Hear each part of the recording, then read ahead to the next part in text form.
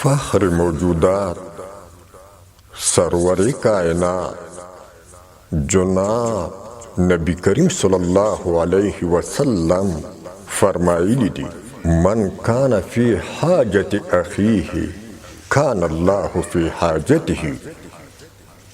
सोच च दी खपल मुसलमान वरور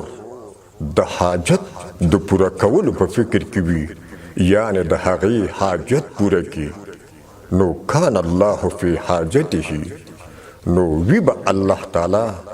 د هغه د حاجت د پوره کولو په اراده. دا چې زمونږ ټولنه اکثریت له فقر، بیکاری، بیوزلی او بیروزګاری سره مخامخ ده،